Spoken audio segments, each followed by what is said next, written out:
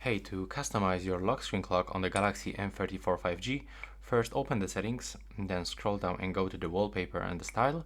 From here, select your lock screen, and now click on this clock. So here, as you can see, we can find some default themes of this clock. Let's say that I want to stay, for example, with this one. By using this dots, we can actually change the size of it, so we can make it bigger or smaller.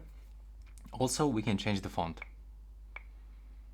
Let's stay with this one, and from here we can also change the color of this clock, just like this.